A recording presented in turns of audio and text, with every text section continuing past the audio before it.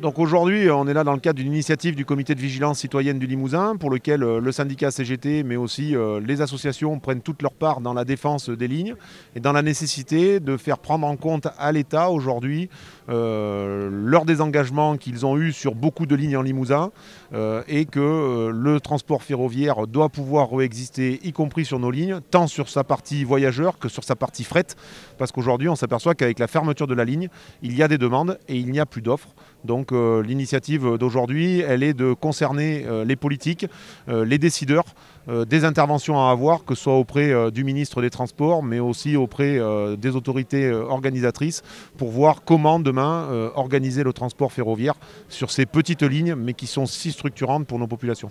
Alors la ligne, là, historiquement, elle faisait le Bordeaux-Lyon, et on avait un train qui faisait directement de Bordeaux jusqu'à Lyon, qui était appelé le Ventadour. Que la voie se dégradant petit à petit, on a commencé à avoir des ralentissements entre certaines zones. Qu'un investissement et aucun travaux n'a été prévu pendant ces périodes, et bien, ce qui devait arriver arriva.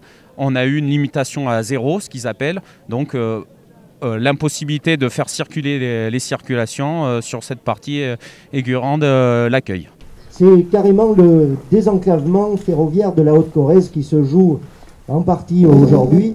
Ça fait un peu plus de 2 ans, bientôt 3 ans, que nous avions monté un comité de vigilance sur la ligne Ussel-Tulle, parce qu'il faut vous dire que la ligne Ussel-Tulle, elle est importante, simplement parce que déjà, on oublie qu'il y a quelque chose au-delà de Tulle.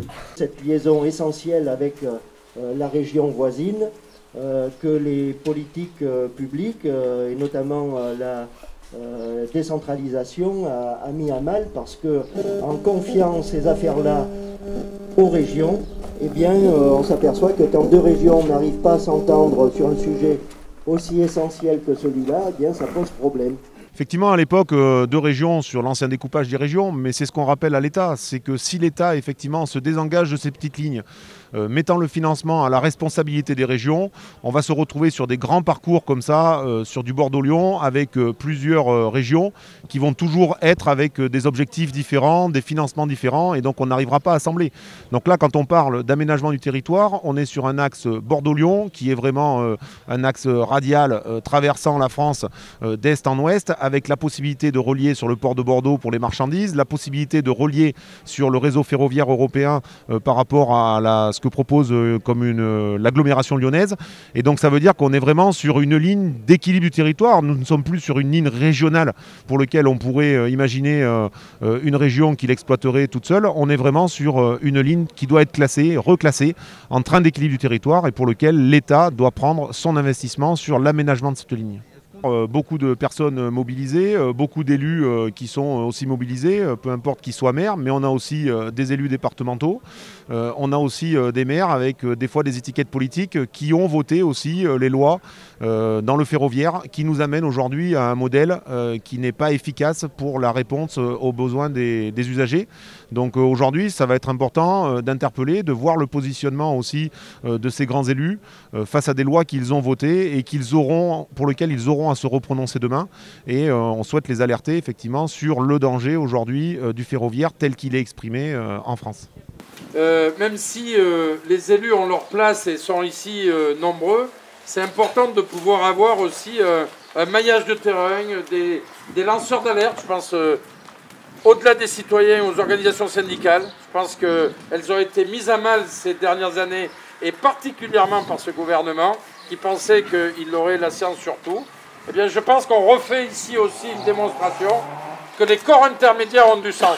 Les organisations syndicales, les organisations consulaires, les élus sont indispensables pour pouvoir relayer un certain nombre de messages. Et on voit bien un gouvernement qui aujourd'hui, avec une tête, mais sans queue et sans jambes, qui n'est pas capable d'avoir des relais sur le terrain, des députés, ainsi de suite, qu'on ne voit pas beaucoup, eh bien on voit où ça nous mène. Ça nous mène à l'incompréhension la plus totale et à l'exaspération qui est en train de s'exprimer ici aujourd'hui. Si on se souvient bien, le Limousin disait qu'il prendrait sa part de responsabilité dans les travaux.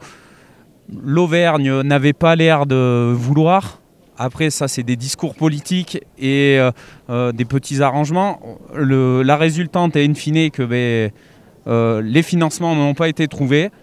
les financements pour pouvoir ouvrir la ligne. Il n'y a eu que des promesses, mais finalement on n'en a jamais vu la couleur. On voit effectivement des élus régionaux qui sont tous à défendre le ferroviaire. Ils ne veulent pas être les élus régionaux qui viendront fermer des lignes ferroviaires. Sauf qu'on se rend compte qu'ils ne peuvent pas participer, même s'ils font l'effort de trouver du financement.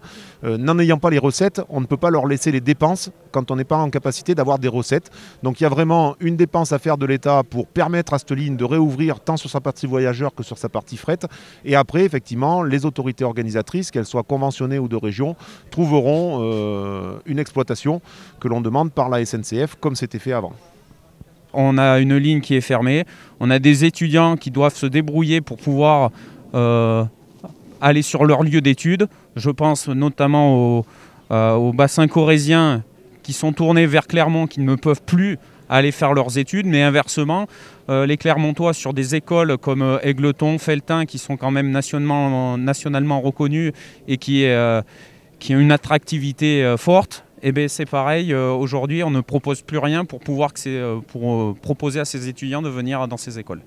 Alors il y a un défaut général, c'est qu'on passe notre temps à réinventer l'eau chaude. On avait un outil qui marchait bien, et là on se pose la question de savoir comment on va le remettre en état. Ce rassemblement est significatif dans la mesure où il exprime la volonté de voir les choses avancer. Encore faut-il y mettre le poids et que des discours se traduisent par des actes concrets, car il est absolument inadmissible, je le dis bien avec force, que nous n'arrivions pas, avec deux régions aussi importantes que la Nouvelle-Aquitaine et maintenant Auvergne-Rhône-Alpes, à trouver un accord pour rétablir cette ligne qui, à mon avis, est indispensable au désenclavement d'une part, mais aussi à l'aménagement de ce territoire. Donc, service public, c'est pas un gros mot. Service public, c'est l'intérêt général. Et service public, et je le dis ici très tranquillement devant les cheminots, ça ne signifie pas gabegie. Ça ne signifie pas là où il faut une personne, on en met 3. Ça signifie qu'on est capable d'être des gestionnaires efficaces de la chose publique. L'État, certainement, mais aussi les collectivités locales, et on le demande tous les jours. Donc moi, l'engagement qui est celui du conseil départemental, avec les organisations syndicales et le comité de vigilance, c'est de pouvoir se revoir rapidement pour aborder de manière la plus large possible, la plus globale possible, la question du rail sur notre territoire.